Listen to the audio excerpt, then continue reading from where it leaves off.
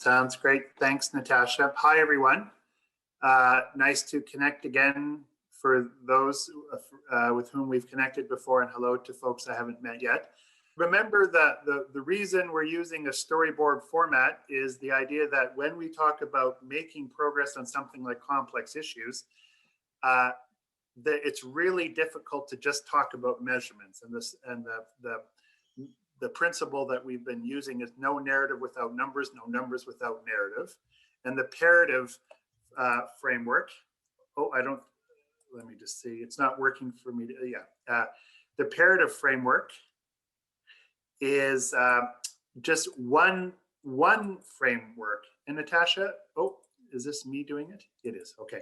Is one way of talking about multiple levels of change, all the way from shifting culture and nudging systems and supporting niche innovations over time that leads us to a desired impact. And it's multiple levels over time and mutually reinforcing.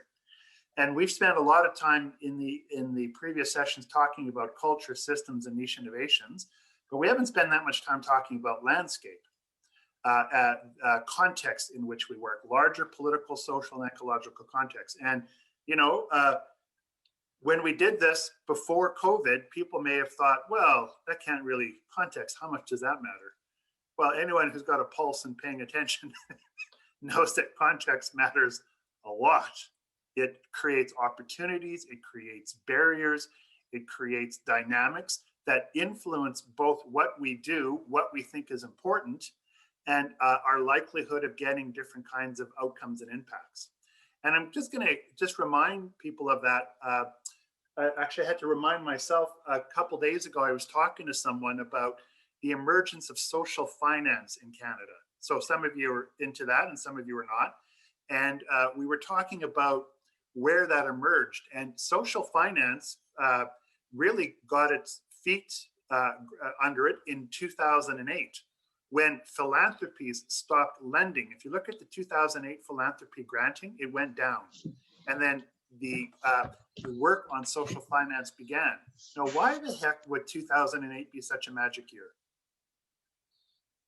Well, that's when we had the first financial crash. Well, it wasn't a full-fledged crash.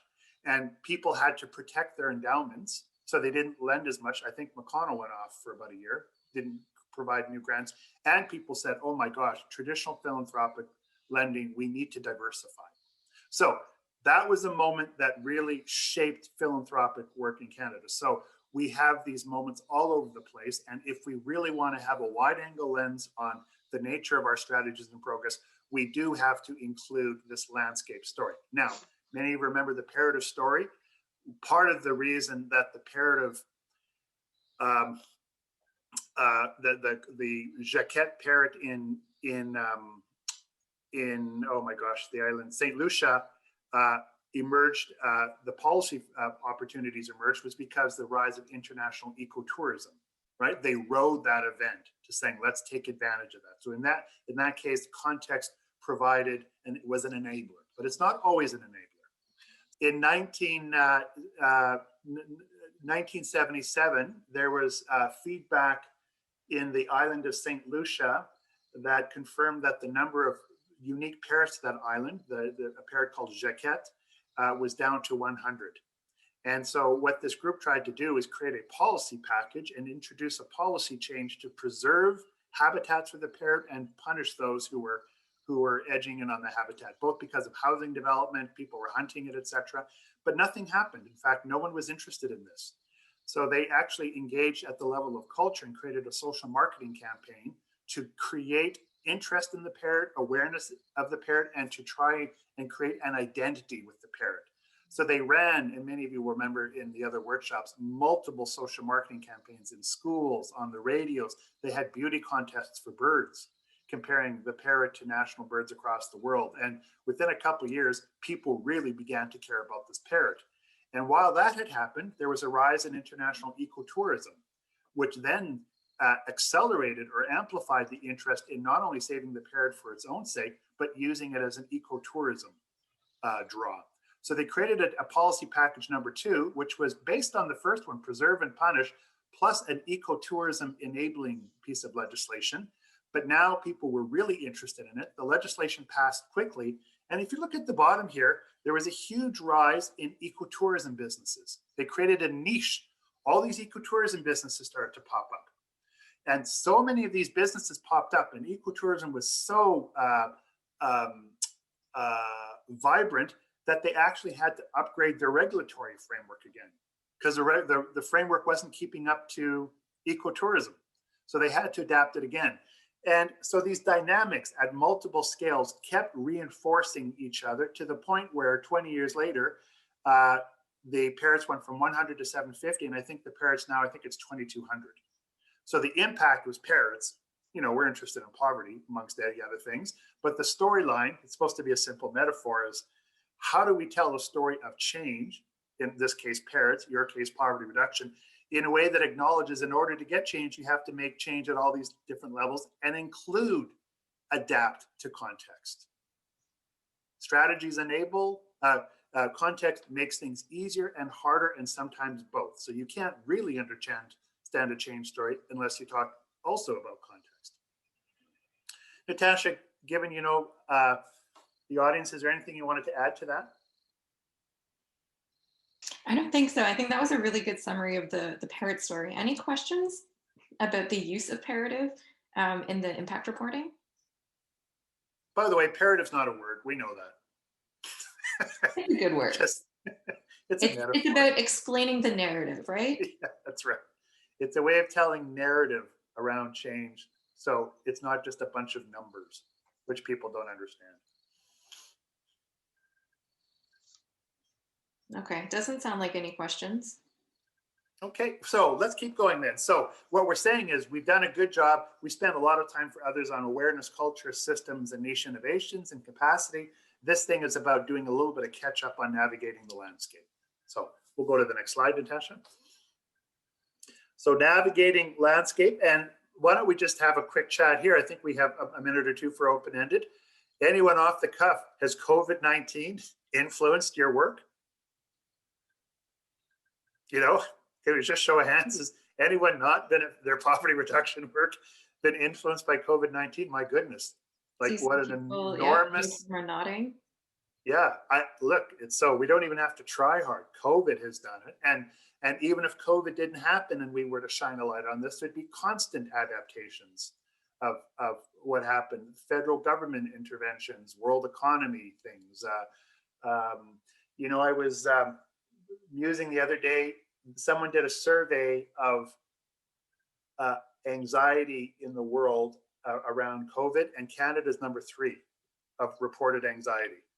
Now, what's interesting about that, it may be that Canadians are more anxious than others, but I also think, and there was an argument to this, Canada has spent a considerable amount of time, or at least institutions in Canada, highlighting the importance of mental well-being and mental health. And so often what happens when that happens is people are more sensitized to it. So it might be that Canadians are even just more now relaxed about sharing it and less, less worried about sharing it. So that contextual feature has been playing for quite some time. So we've been working on mental health, strategies nationally and provincially for about 10 or 15 years now. Canada's ahead in many regards. So, but it's showing up now. Now we will admit it more, and maybe there's more interventions because of it. So let's keep going then. We're going to talk about if health is, if landscape's important. We've just made up a way of trying to integrate it into the understanding of tracking and communicating results. And we think that there's 4 ideas here. How do we spot a contextual influence that shapes our work? How do we track its ripple effects in our work? How do we adapt to it? And how would we communicate it? Now, we just are doing stuff here that we don't think is countercultural, but it might be counterintuitive. And the why of this is obvious. All efforts to make progress on complex issues must operate in dynamic contexts. City policies, demographic changes, disruptions, etc. And context monitoring is a systematic collection of information about external context that influence the shape, the implementation, and the results of a strategy. And there's nothing new in this, folks. Anyone who thinks about it and who designs tools and techniques for this, including the United States Agency for International Development, actually has context monitoring built into it. In fact, adaptive management, if you're in the field of managing parks and ecosystems, context monitoring is huge, right? So there's a bit of a link that I think, Natasha, you put in the workbook to a USAID thing. Context monitoring is not new. It's just that we have to blow the dust off it and make it relevant and immediate again. So we'll go to the next slide. So here's the levels of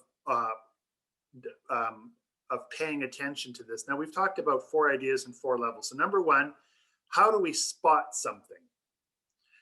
Level 2 is how do we track it? And level 3 is how do we adapt to it? And what we're going to do is just give you a quick example of each of these. I'm just going to mention an idea or a tool, and then Natasha is going to put us into small groups to play with it just a little bit so you can feel it. And at the very end of this, we'll ask, do you feel better about integrating context monitoring into your work? So number 1, let's go to spotting it. Spotting context and techniques. Now, this next techniques is called headwinds and tailwinds. Has anyone heard of that metaphor before?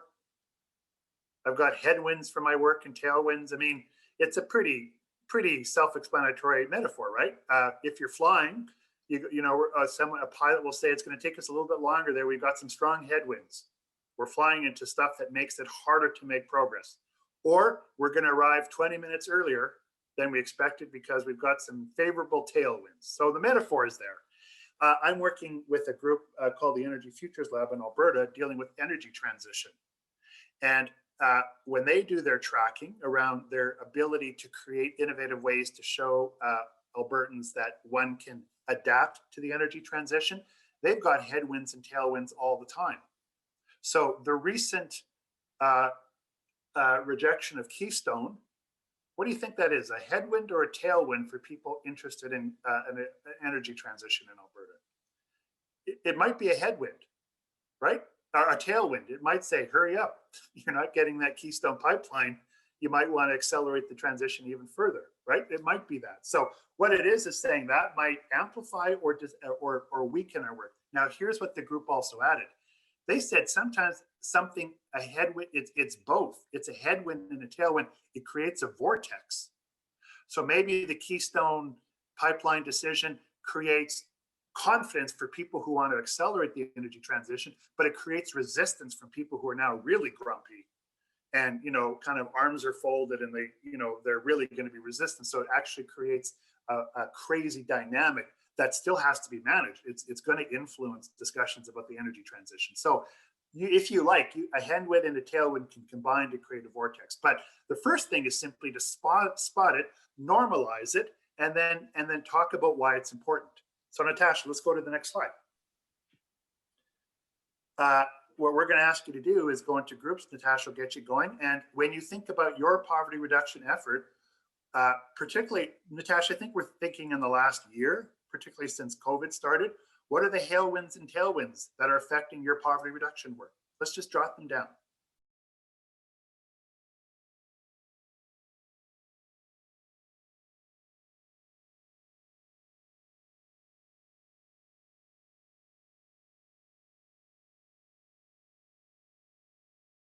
All right, looks like everyone's back. And you know what? I was going to do sharing back, but I think we're already partway through our agenda. So Mark, let's keep going. We might do a back after tracking. Yeah, I'd maybe just given the chat, we had just 1 or 2 things to say about this. Many of you old community developers will remember force field analysis, right? So this is just another way of doing force field analysis.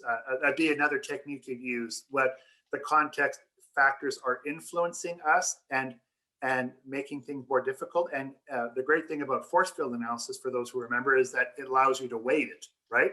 Like this is a 10, this is so powerful. This is a 1, it's not that powerful. So force field analysis would be another technique to do it. And the reason to do that is simply to normalize, sensitize and normalize that we're dealing in a context. So to spot things. Now, what happened in our group, Natasha, people automatically and quite naturally started going to the ripple effects of a contextual thing. So the example I'll give, I won't share who, but noted that one of the things in their community is the number of people who are now conversant with going online to do stuff has actually led to an increase in a project that already had an online learning component. So that is the ripple effect. So whenever something happens, it is like a splash and ripple. If something gets introduced, it causes a change in behavior, and that change in behavior could lead to other things. So we can't really play this out, but so what is the effect of a greater increase into online learning leading to greater participation? What might that lead to? And some of you may have heard of this, maybe we'll go do a show of hands again. Who's heard of this phrase, ripple effect mapping? Okay, some of you, thank you. This is done from, I think it's Wisconsin, or it's one of the northern states, a university. They've got this tool that is meant to be around program effects, but you can easily adapt it to context. And what they do is a participatory exercise where they say, well, this led to this, and then this led to that. And had that not happened, it led to this. So sometimes it's more than one ripple, a shift in the context. It actually sets off a chain reaction, which then you have to adapt to. Either you, it's like act, react, and adapt. So ripple effect mapping is a way of saying, so what happened after the original tailwind or headwind? And Natasha, you used a version of ripple effect mapping to talk about multiple things. Can you give us the context for this one?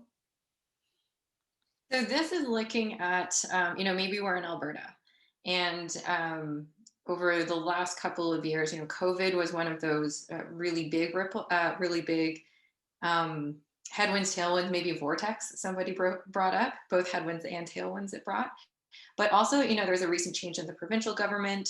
At the national level, there was the poverty reduction strategy and the Canada Child Benefit. And, over the last decade or more, the collapse of the Alberta oil and gas industry.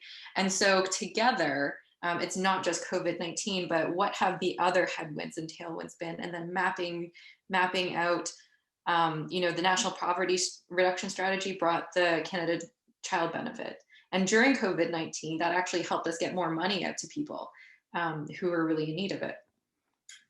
Before COVID-19, the government change led to increases in the minimum wage, and then decreases again in the minimum wage when the next government came in. Changes to some of those policies, all kind of increasing income security, in addition to what COVID-19 did when it closed down businesses and people were laid off or temporarily unemployed. And so this is just a way to map back, a couple of years, what some of those big headwinds, tailwinds were, and then what the ripple effects were and how they all connected to one another. It's a great quick example, Natasha. And it also strikes me that even doing this, we're going to just do a little bit on the sidelines. Think about what a great strategic thinking tool this is. So Natasha, this is a bit close to home for me because my boy is 18, 19 years old, and he wanted to go into the trades as a millwright. So the combination of COVID plus the collapse of the oil and gas industry means there is no apprenticeship here. And the number of people leaving the trades is off the charts. So it could be, what are the implications for poverty reduction and going to the go-to trades? As a strategy, you might think, oh, there's an option there for restructuring, the link between apprenticeships and new jobs, etc. So I like it, Natasha, what you did, because it reveals an obvious set of ripple effects and it raises questions around, so what might we do with that? So good example of ripple effects. So let's see if people want to play with the same idea, Natasha, in the next breakout group. All right, I'm going to put everybody back into the breakout rooms. And I think what Mark was saying was reflective in the two that I listened to as well. People are already starting to get into what the ripple effects are, particularly from COVID. But after seeing that example, play with it a little bit. Are there other headwinds or tailwinds that might come to mind? And what have been the ripple effects? What are the implications?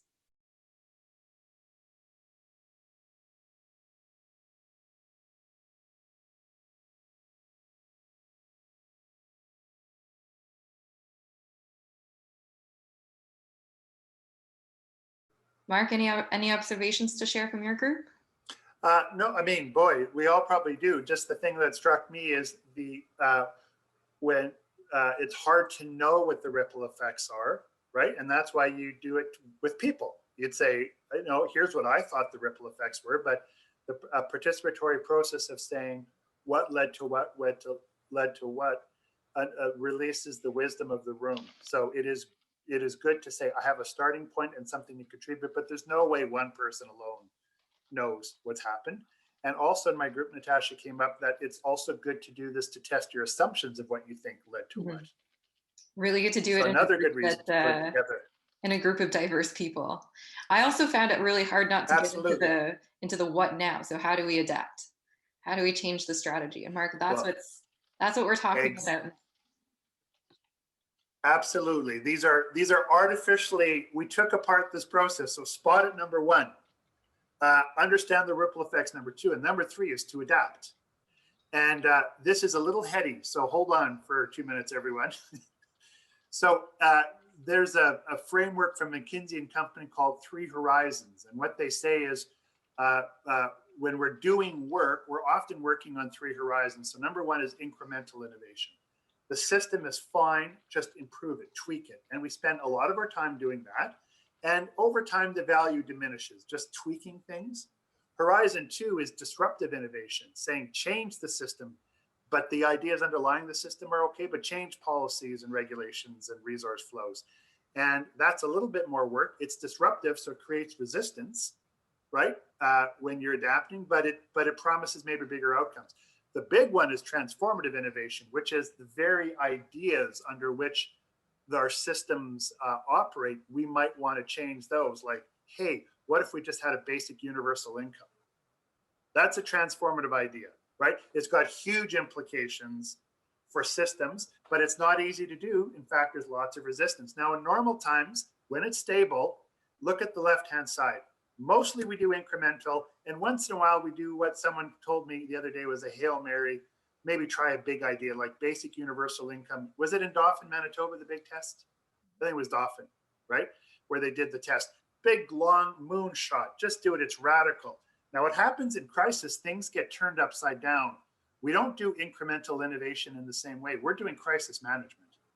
Most of our time is trying to keep the wheels on. Would you agree? Like just what's going on? And not that there's not innovation there, there is innovation, but we're so preoccupied with real-time adaptation. Then when the temperature goes down, we start thinking about post-disruption recovery and adaptation, right? Oh boy, when this is over, we're gonna have to learn how to do more online stuff, or how are we gonna pandemic-proof our budgets? But here's the biggie. Crises often create opportunities for transformation. Now, I was mentioning in an earlier call, when I started poverty reduction work, basic universal income was a big idea. It was still being promoted by, I forgot the Conservative Senator, Hugh Siegel's group, but not many people talked about it. It is easily talked about 1,000 more times than before, right? By a factor of 1,000. Why? Because we're ready for transformational ideas. Now, if we'll go to the next slide. This is just a description of it. I don't need to read this all for you because you're all going to get the PowerPoint. But when we adapt, so you're dealing with crisis, everyone. Do you want to do a crisis where you, part of it, you is going to spend time just managing the crisis? To the right-hand side there, can you see the top right? Horizon 1, crisis management. You're just winging it, man. Like just trying to stay on top of it. Trying to get Zoom meetings going. How comes that person's not reaching out? What happens with my leadership transition? You're managing that. That's all you can do. 2, you might start paying attention to what you're going to do right after. Oh, we got to do something with the trades in Alberta because of the collapse of thing. We have to start thinking about that. And number 3, those ideas that were just so utterly crazy before now don't look so crazy. Right? Now is the time to do it. And it doesn't mean it's going to be that much easier, but people's willingness to change things. Most people don't like change because it's disruptive, right? But what if things are already disruptive? You're just saying, forget it. Like, let's swing for the fence now. Let's talk about a basic universal income. I'm working with someone on the disability benefit file who wants to look at a version of a basic universal income for persons with disability. And they think the time is right to push for it now. Wouldn't have been right 2 years ago, but now it might be. So when we talk about adaptation, we think about this as three levels of ambition: manage it, get ready to adapt to it post-crisis, or get ready to use it now to try and push through ideas that didn't look all that feasible before. I'm going to show you one more slide about this. So, oh, Natasha, sorry, you've got an example of adaptation and process. Yeah, this was a fun one. Chatham Kent had just done a case study with me at the same time about use of data and adaptation. So this is great. Um, going into COVID-19, they were just finalizing their poverty reduction strategy, and the three things that the community came together and said we need to focus on are housing, transportation, and employment.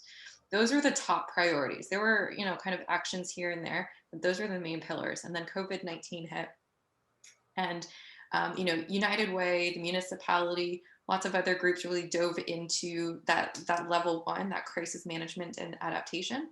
And it gave them and their staff and their leadership roundtable space to say, let's take a step back and see where we add value. So they started out by spotting, what's the trend? Food security. We go into grocery stores, there's no food on the shelves, and people are having to pay for primo cans of soup and cans of beans. But before they did anything, they said, okay, let's do our research, let's consult some people. So they talked to community partners, they talked to local government, they talked to citizens, they did some research, and they heard that pre-pandemic, the cost of food was on the rise. During the pandemic, donations were decreasing to food banks and to other providers. Unemployment was increasing. Before the pandemic, people were already living quite far under the living wage, and there was a specific need for fresh food. And while like the grocery stores had been able to restock, fresh food was still an issue. And they found out through public health that they are something like the top producer of tomatoes in North America. So all of that combined, they went back to the leadership roundtable and they did this analysis. They did some sense making that said, okay, so we want to do something that is, based on a pre-existing issue, that the issue is going to remain an issue post-pandemic, that it brings partners together. It addresses more than one issue, so more than just food security. It contributes to poverty reduction at a population or targeted level, and it's relatively quickly to implement. And so what they came up with was the idea of this mobile food market.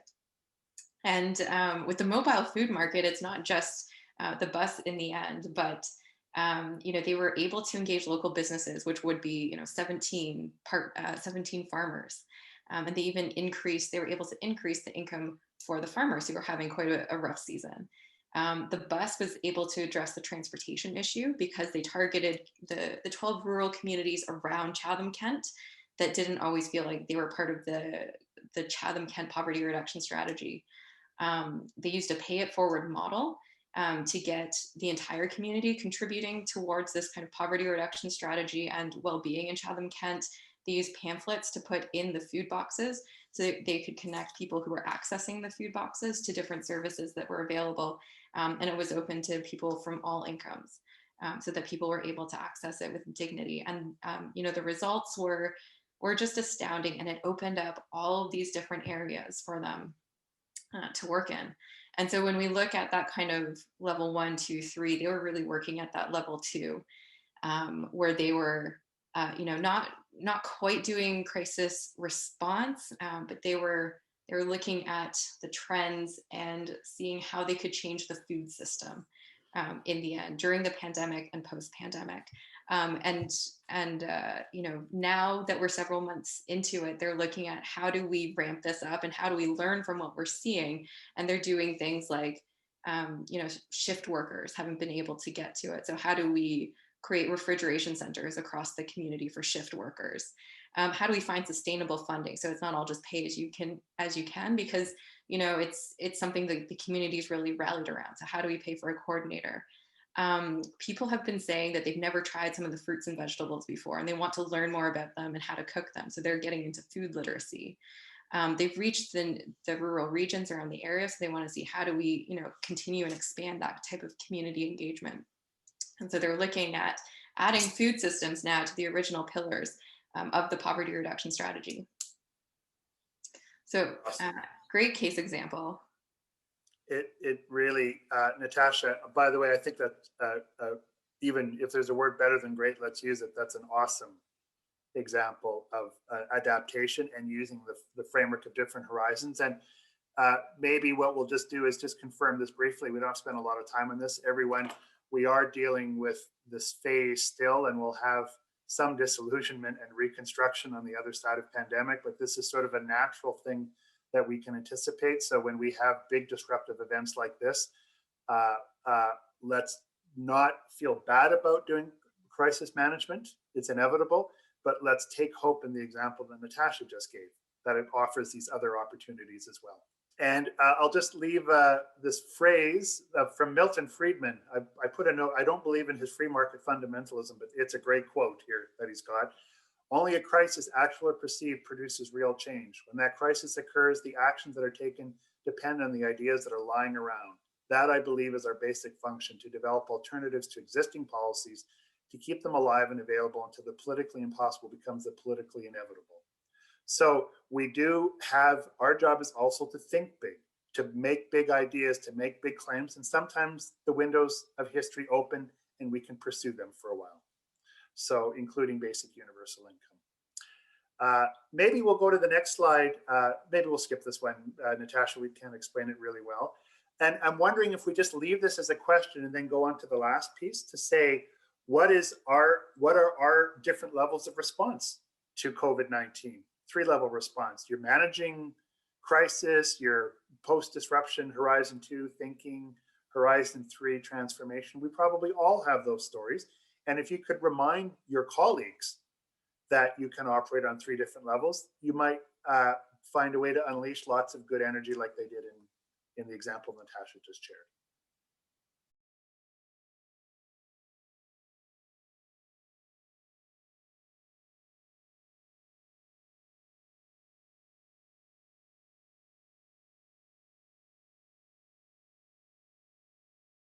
This is a busy slide. So this is from Henry Mintzberg, who's arguably one of the 2 best people on strategy in the world. I'm not kidding there. Like this person, Henry Mintzberg out of Montreal, who taught in France, who's all over the States. He came up with this strategy. It says, tell me if you can see can you see my arrow? No. When you look at intended strategy, we all have intended strategy, right?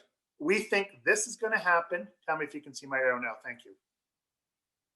Can you see my arrow? No. Okay, yeah. We all have an intended strategy.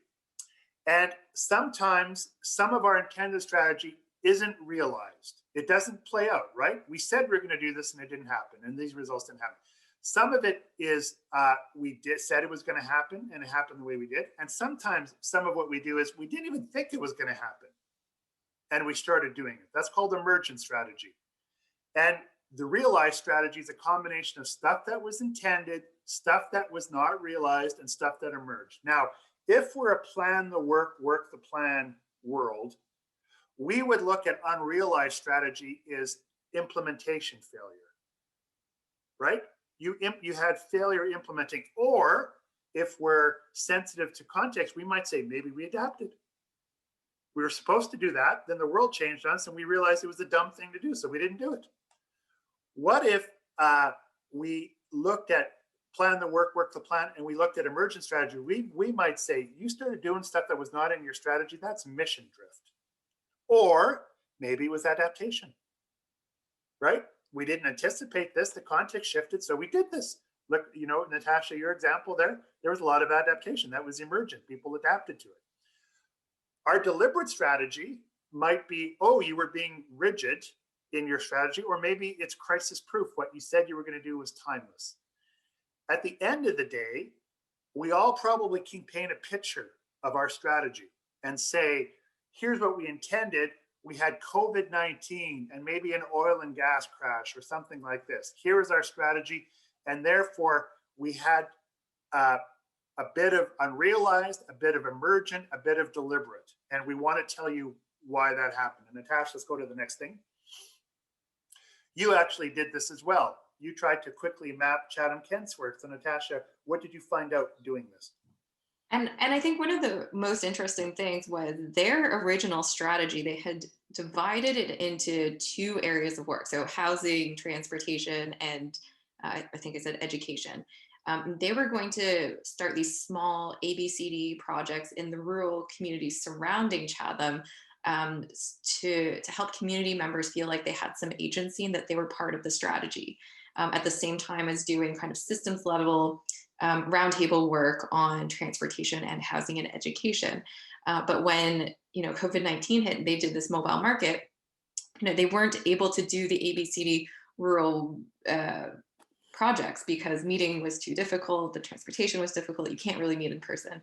But through the mobile market, they were still able to engage all of those rural communities because they said, we're not going to start in Chatham Kent where they have better access to transportation, better access to grocery stores and food supplies. We're going to start in the rural communities where they don't have the access to the transportation or the food, and they engaged people that way. And as a result, they have a very engaged rural community around Chatham in the kind of Kent area. So I thought that was really interesting. And this is just kind of an example of things that they intended to do, the stuff that had to happen. Some of it was timeless, some of it's a funder deliverable, but it's, their youth work is going to support the youth through COVID-19 and into the future. And they were able to continue doing that. As well as, this emergent stuff, also stuff around mental health, where like Mark had said before, mental health was very high on everyone's radar. And they actually have quite a few things going on. People just don't know about it. So one of the other value adds they could provide was just promoting their mental health services, as we mentioned, in the boxes of the food going out. And so, their realized strategy was quite a bit. They achieved a lot of their long-term outcomes. They just did different things. So I really like that, like this whole section, folks, is our culture, not all cultures, but Western management culture with its own blinders, thinks about plan the work, work the plan. This is a way of saying, there's a way of thinking about these as how did we adapt over time? What did we drop? What did we stick with? And what emerged over time? So it's a way to communicate your results once you're confident enough to understand what actually has happened in a way that Natasha just mapped out. Natasha, just to confirm, you mapped this out based on what you thought, but Chatham Kent might have some nuances here if they were to do it. So this is just an illustration. Absolutely. So again, a way of talking about stuff. I do see Caroline had a question that we can maybe touch on, but Natasha, what is our next exercise then? Just trying to let people, maybe we didn't, do we want to just take questions now about this, or do you want to break people into groups? Yeah, well, we only have a couple of minutes left, so we can just open it up to any questions about communicating or even any thoughts on adaptations. So this is Caroline. Yes. I'm just a bit confused about this communicating strategy tool. So previously I understood the different levels, the navigating the landscape, shifting awareness and culture. I understand that one. I really, really, really like the 3 horizons. That I think is going to be very useful. I don't really understand what is the purpose of this tool? What is the end goal of this tool? And again, just Carolyn, just to confirm, people may not feel it's even necessary, but if someone says, hey, where's our strategy after all this COVID? The way of trying to do is to say, well, let's normalize that. Here's what we thought we were going to do. And some of it we did. Some of it we dropped. Some of it emerged. And it's just a way of trying to simplify visually that we've adapted rather than stuck to the original plan. So if it feels clumsy or your group doesn't need it, you probably wouldn't even need to use something like this. But this is just one example of normalizing the fact that strategies have to adapt. Oh, okay. Thank you very much. That was helpful. Yeah. Oh, Stephanie's got a comment here. You could do it even for your organization. Yeah. Yeah. Is there something in particular you're thinking of, Stephanie? Our house. We do it for my family. I'm just thinking like communicating with the board of directors. If you want to look at your operational plan and actually try to step back and say how you adapted and and kind of been responsive. I think it just could be a good tool just for the board of directors as well. I agree.